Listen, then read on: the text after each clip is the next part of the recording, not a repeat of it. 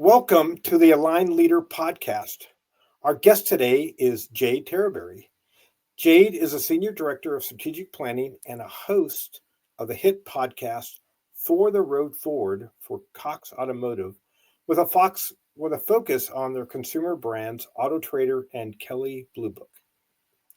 She joined Cox Automotive in 2015 after truly growing up in the automotive industry. At her father's dealership, she was answering the switchboard phone system at age 8, completing paperwork while in college, and doing everything in between. I love that.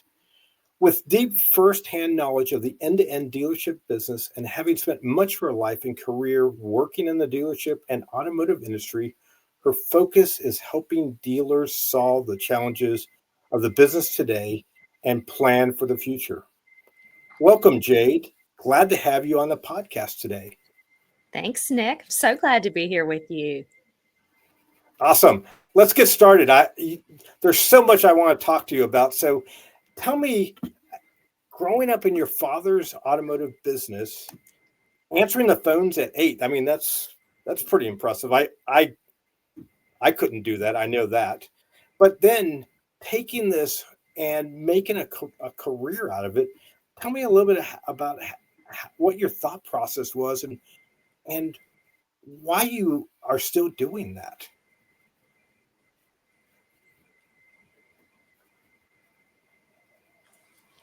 Yeah, you bet, Nick. So, first, growing up in an automotive family, you kind of have to negotiate to eat, negotiate to live, negotiate for your shoes.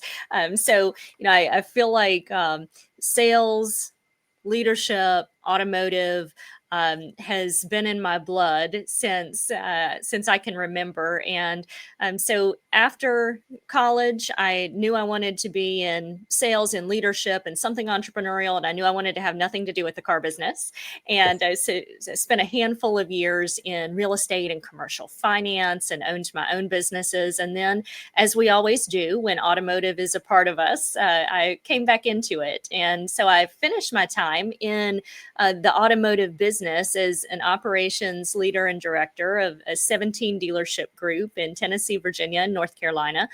And Nick, we had Hyundai, Honda, Ford, Volvo, Chrysler, Jeep, Dodge, Ram, and Nissan franchises across those states. Wow. And GMs from 35 years old, right out of NADA Dealer Academy, to the 65, 70-year-old Ford truck guy that that just thought you continue to do mailers and television and advertise in the Trading Post, and that's all you need to do. And that was right when the big transformation from traditional marketing to digital marketing was happening. And I have always been incredibly data driven. And in my real estate years,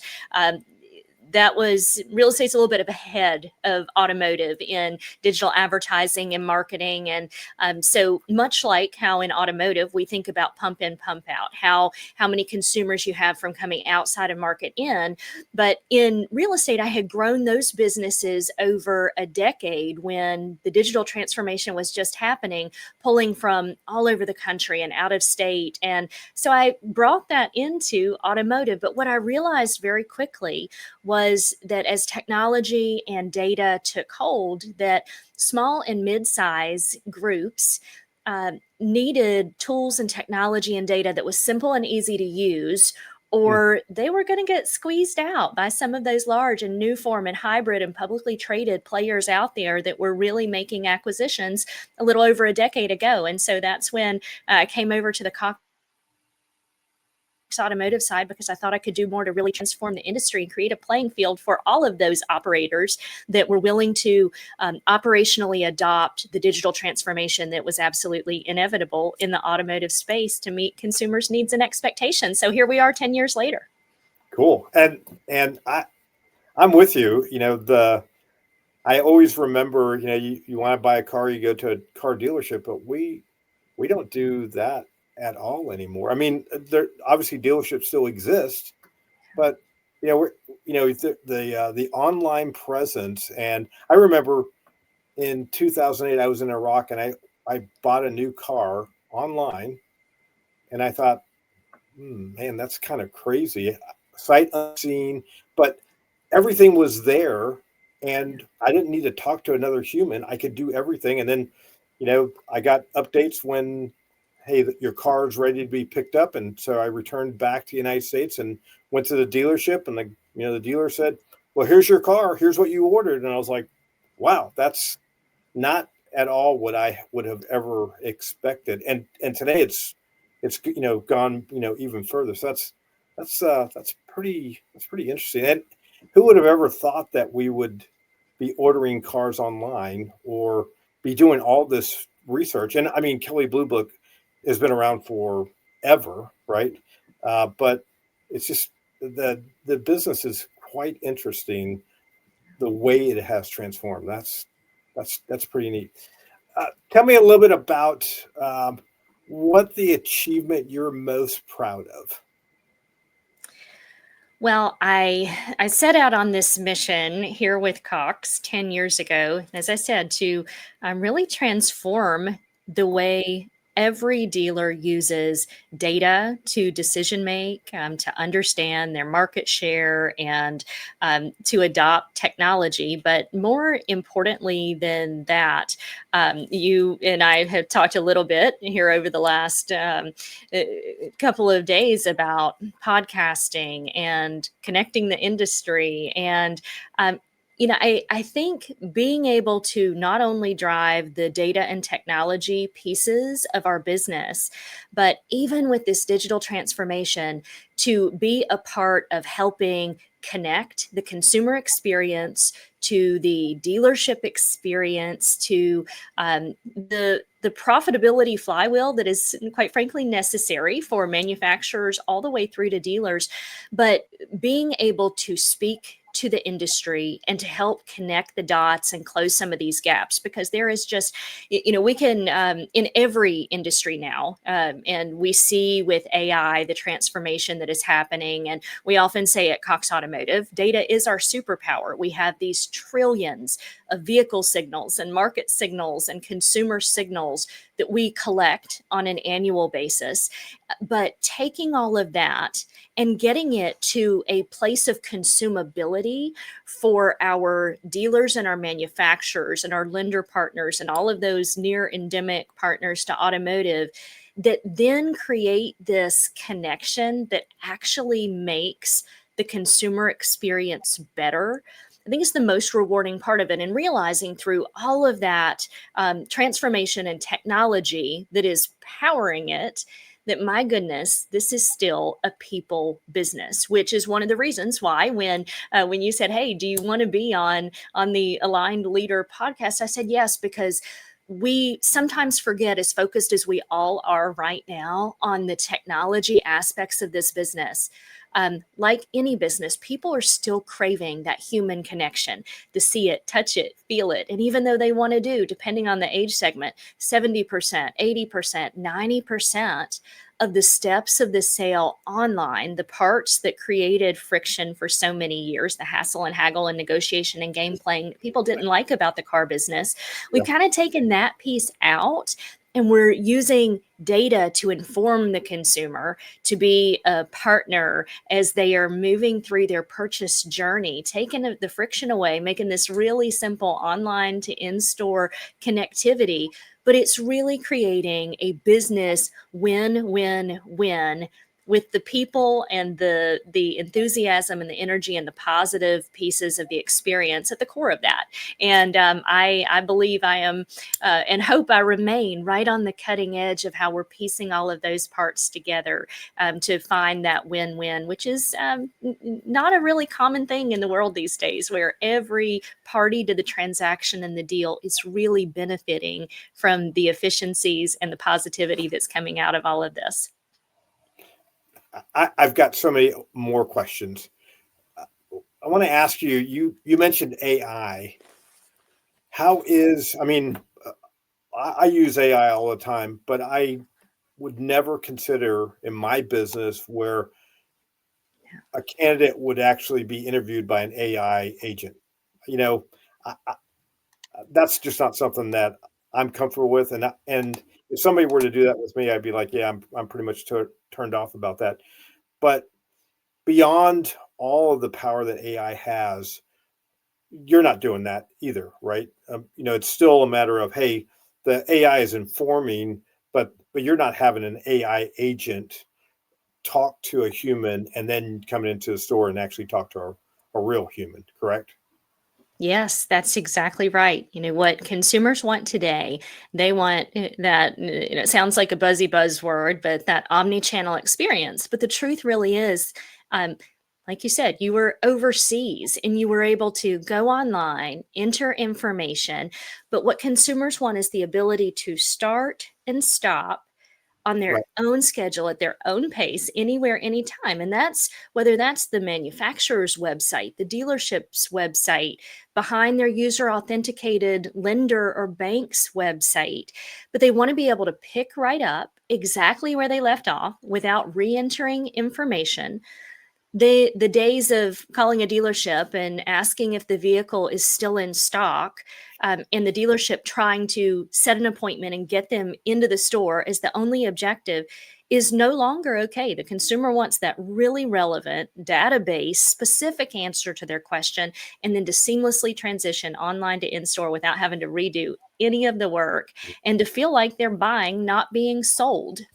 right. Yeah, that's powerful. That's Yeah. very, very powerful.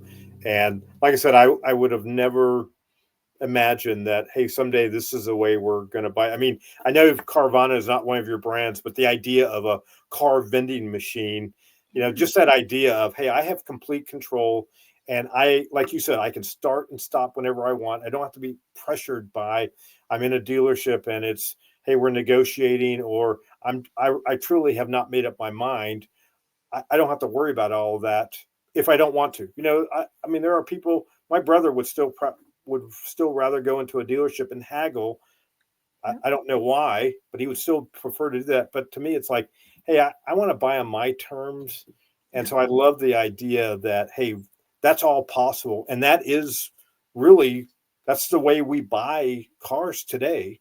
Yes, or Yes. again, there are still people. I mean, I bought my last vehicle. I drove by. I just happened to be driving by our dealership, and I thought I was looking for a pickup truck, and I said, "Oh, I saw one," and I was like, well, I'm going to go in and ask them, what the deal is. And I bought, I mean, it's a used truck. I always buy used vehicles, but my wife bought her car online and then went to the dealership and completed the transaction, handed over a check, and drove off. And it was like, you can't make that easier than that, right? That's right. That's Do right. that. And it feels so good. And we actually just released a study, the four drivers of shopper satisfaction. And what's interesting is, for so long, dealerships felt like if they gave up the control, if they let the consumers have all of that data, understand the competitive set, understand the valuation of their trade, the factors that are actually going into how much the dealer is giving them, that the dealerships felt like they were going to be leaving money on the table. And what we have actually seen is when the consumer feels that transparency, which then creates trust and the ability for them to triangulate the purchase and to understand the numbers, and they're making trust of the relation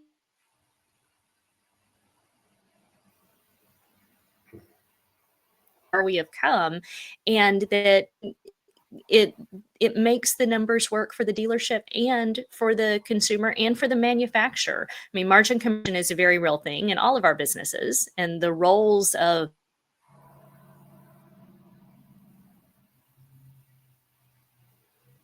data and efficiencies come out of AI and technology. But at the end of the day, consumers are really happy with the direction that we're going, and it's working for the dealership too. Awesome. Yeah. And, I just from my perspective, if I'm willing to pay more if I think that I'm getting more value rather than, That's right. again, having to haggle with a car dealer, because now we're at a we're confrontational here. I'm trying to get the Mhm. best value at the cheapest price. You're trying to get the highest price out of it, and it when you complete a transaction like that, it's you kind of have a bad taste in your mouth, and you're like, yeah, I mean, I'm glad I did this, but I'm not. I would have been more happier had I done it in a different manner. So I really, yeah, that's really a cool perspective, and it's awesome that um, that this is the wave of the future, and you all have been doing this for a while. Yeah. Again, I say Kelly Blue Book is not anything new. I mean, I remember, when it was a book, it was an actual book.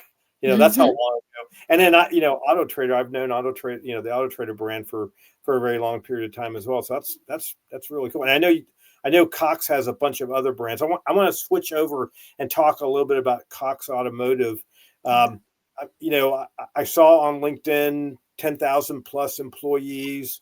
Talk a little bit Yeah. about the breadth of Cox Automotive. Sure. So I'm going to even go a level above that first. So Cox Enterprises, Okay. we're nearly 50,000 employees worldwide. It's an incredible organization, one of the largest privately held um, businesses in North America, in the United States. And not only are we heavily involved in every aspect of automotive with this mission and vision to truly change and transform the way the world buys, sells, owns, repairs, uses vehicles. But the company, the family at their core is so dedicated to the community and the environment and sustainability. You'll have to do just a little bit of research. Check out Cox Farms. Check out all of the incredible work that we're doing on the automotive side, for example, in battery facilities, battery replacement. As we see EV and hybrid technology evolving, Cox is at the front end, not only of, like, in my world, consumer brands are what we think of: Auto Trader, Kelly Blue Book, Dealer.com, our e-commerce tools, the way X Time and service scheduling. We just finished an incredible launch to a partnership with Experian. Of course, Experian, one of the largest and most credible, amazing brands in the financial space and in the credit space for consumers. And we now have on Auto Trader and Kelly Blue Book the Experian Auto Check Vehicle History Report offered by Kelly Blue Book. So you've got the power of the KBB brand and the power of Experian coming together. You think about how all those data and insights can make a more quality experience for consumers. And then we also just partnered. Our Auto Trader technology is powering the search results page and the shopping experience and the vehicle detail pages within the car and driver experience for Hearst Publishing. Of course, Hearst owns Car and Driver, Road and Track, Bring a Trailer, Motor Trend, Detroit Trading, this huge portfolio of publications. But that is because the power of the Cox brand, all of the data and insights we have, all of the OEM and manufacturer websites and service data that we power, really makes Cox and has given us this category of one position to service dealers, manufacturers, lenders, OEMs, anybody in the automotive space. But I'll tell you, at the very core, I keep coming back to the people, because the Cox family, the Cox culture is truly one of a kind, category of one. And like anything, no matter how good the technology and the software and the data may be, it's the people and the leadership that drive the execution, and most importantly, the relationships that actually make it all work. Yeah, and I totally agree. When when people are not the focus in a business, I'm not saying the business can't survive. Plenty of businesses survive, but in my area, I'm in talent management, and I see, you Yeah. know, if you're constantly having to replace the same person over and over and over again, there's something wrong. Yeah. And the fact that you're not willing to, you may know that, but you're not willing to do anything about it. That's Yeah. a problem. Um, Working is important, but we can have a great company and take care of our people. They're not mutually exclusive. And so I love it when I hear about companies that value their employees because, let's face it, without your employees, yeah, could you could you maybe survive? Yes. But could you thrive? I would question that. You you talked a little bit about giving back. So tell me a little bit about how Cox Enterprises, how Cox Automotive gives back. You talked about Cox Farms. Let's talk a little bit about that. Yes, you bet. So Cox Farms is focused on sustainable and healthy food, wellness. The way Cox supports and promotes volunteerism as a part of our culture across every one of our businesses and brands, the amount of teamwork and Cox sponsored support of youth programs throughout every market area. And of course, we're from Atlanta to Burlington, Vermont, Detroit, Chicago, Kansas City, Irvine, California, Texas, all over. And in every one of those communities, you can actively see the impact that Cox has made in the way that our teams are so deliberate about volunteering and focusing and growing the community connection. And so, you've kind of got the health and wellness side, the technology and efficiency side. And just for automotive, for example, you talked about it, transforming the way people buy, sell, own vehicles. It's one of the biggest purchases any consumer is going to make in their lifetime. Just the ability to impact that for just about every person out there. Everybody has some kind of transportation need. Most days of their adult life, quite frankly. And then when you come back to the amount of time and energy and effort and the way Cox promotes, organizes, and compensates our teams to get out into the community and to be involved and to do the things that keep that human connection at the core of everything we do is really unique and really special. That's awesome, and I love it. I love talking about community involvement, giving back because so many companies do that, but you don't hear about it That's true. unless it's publicized somewhere or there's an event or the employees know about it, the people that are being served know about it, but nobody else knows about it. And so one of the things that I also like to do is, hey, you know what, if someone that listens to this podcast says, hey, you know what, we're not really giving back, let's think about an organization that we can help. I mean, you don't even have to develop something on your own. There are so many great organizations that you can give to. But I love the fact that, hey, we have this great capability and we're going to make a difference in society, not just with our business, but with everything that we do. That's just absolutely awesome. I love that. Yeah, it is. And automotive overall, Nick, if you folks really know that, like you said, a lot of companies that participate in that kind of community involvement, food banks and food drives, and holiday things and support for kids and youth and homeless. But the automotive business in general is actually very generous in that way because we still have so many automotive organizations nationwide, the great ones that are generational. It's very much a generational kind of Right. passed down from family member to family member, like my family having grown up in it, and they're so deeply rooted and involved in the community. But it is interesting that we often forget to talk about and promote and to make sure that even our customers and our clients understand what an important piece of our culture that is. Right. Yeah. That's again, I love the fact that I love when companies are so this is part of their core. This isn't, It hey, we're is. doing Yeah. this because it makes us look good. This is part of our company. Yeah. This is part of our mission. So I Yeah.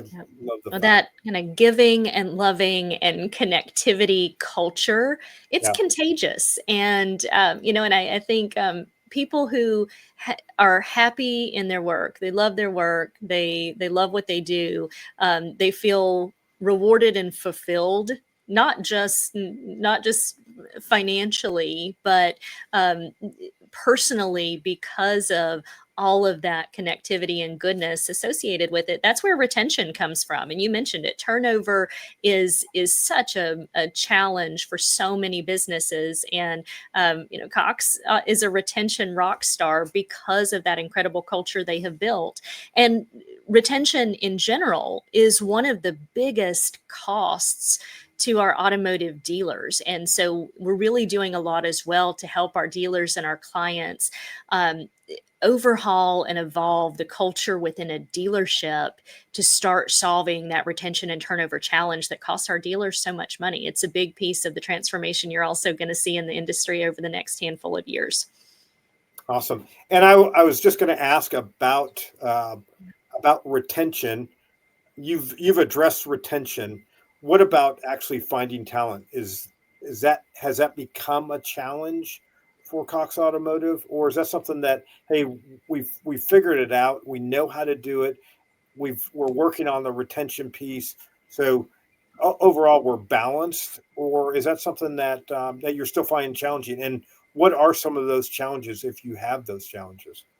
I think everybody is always looking to attract the very best talent out there, and young talent. Quite frankly, Yeah. talent that you can bring in and kind of move up through the ranks with an organization. And um, Cox is so well connected and network. I had an opportunity this past week. I spoke at the NCM and Associates Client and Friends Conference in Kansas City, and we had our partners from Northwood University there. Northwood is and this goes hand in hand with what I just mentioned about the overhaul and change of dealership culture.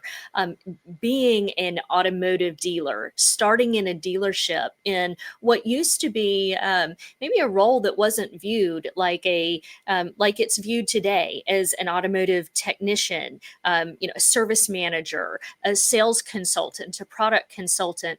Those are becoming more and more recognized and aware and financially aligned in really professional or real career path driven ways. And so, like Northwood University, we have a great relationship. We do a ton of internships with them every year as they are really the leader in automotive education. Okay. And it's such a great field with so many vast opportunities that exist. And so, even though we are have lots of hand raisers. There is never a shortage of applicants when Cox posts anything because of that culture and reputation that we've created. Obviously, it is, it's very unique to be the size and scale and have the reach that we do, Right. and to be privately held, family owned, and to have that core family culture at the center of everything that we do. But being really focused on retaining the best talent across the entire industry is a core mission and focus for us as well. And a lot of that starts with, looking for the youth that wants to go all the way through and really understand the ropes and the ranks across this incredible business that is so wide but so deep as well. Right. And is there ever an issue with, we do not have the skills, the trades? Is there a deficit there? I mean, My sometimes in engineering. goodness, yes, yes. That's a great question. I hope that anyone who sees this that is wondering, what's a great potential career path? Obviously, scarcity, supply and demand drives everything. But one of the biggest challenges our dealers and manufacturers have experienced over the last 5 to 6 years has been in the hands-on trade space, qualified mechanics and technicians that can work on these vehicles. And there is some tremendous money to be made and job security to be had for folks that want to get into that space. And that's everywhere from at a dealership, at an independent service center, at businesses like ours, Manheim Auctions. We recondition hundreds and hundreds of thousands of vehicles every single month, and so as with just about any industry, but I would say automotive is probably one of the biggest ones where the folks young people, anyone who are willing to get into and really learn and master that trade, become master certified technicians, there's going to be a lot of goodness in their future for a very long time to come, because there are some things that machines and technology can do, and there are some things that they just can't, that need that human touch and skill set. Right. Wonderful question. Thank you for asking that one. Yeah. And I don't think AI is ever going to replace some, machines and machine learning can do some things, but they can't do everything. Uh, and I hear this. I also, I do a lot of engineering and a lot of construction, and the STEM shortage and the trade shortage, Yeah. and it's like, hey, it is what it is. So how do we fix this problem? And Yeah. you've addressed some of the, talking about getting people excited, bringing them in, and then you've talked also about the the career progression. Yeah. If you don't want to be, a mechanic all your life, you don't have to be. Mm-mm. But this from my military career, you know, no one comes into the army as a general. There's a Right. reason for that, Right. because you need some experience, right? But you build on that experience, and I'm always trying to train myself out of a job so that my subordinate can take over my job, so that I can then go up and Yeah. take someone else's job.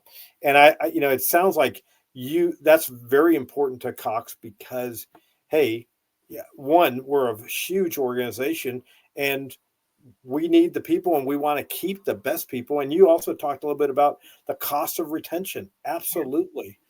So I mean, it sounds like Cox is a phenomenal place to work. Uh, Yes.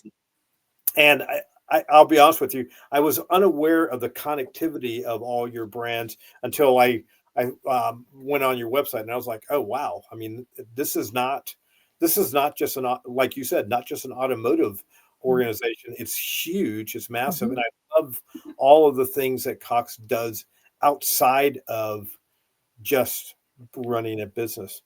Yeah. I wonder if you had a final thoughts for our audience. What's something that you would love to leave our audience with if they only heard the last 30 seconds of this podcast?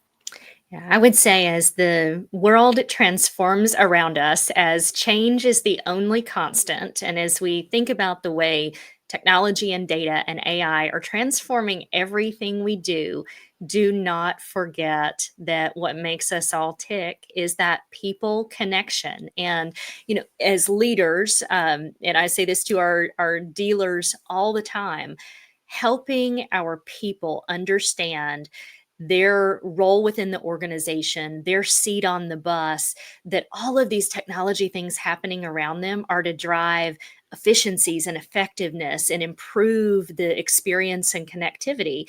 And so, for we'll put it in dealership terms, if you use the technology to take your guy who sells 12 cars a month and make him a 15 or 17 car a month guy, make your 20 car a month guy a 25 or 30 car a month guy, make your 5 or 6 car a month guy a 10 car a month guy. If we can take that and duplicate that across every role in our personal and our business lives, figure out how to find the efficiencies and the effectiveness and create more time for the uniqueness of the personal connection, having everybody in the right seats on the bus, really understanding the role they play, and helping them see and buy into and own that vision for the future and own their role. That's where we find great success and great collaboration and connectivity. Absolutely. That is absolutely the truth, 100%. Jade, it has been an absolute pleasure talking with you today. And I hope, for my audience, I hope that you've gained some great pearls of wisdom. And I hope that you will join us for future podcasts. Thank you very much. Thanks so much, Nick. Pleasure being with you. Appreciate it.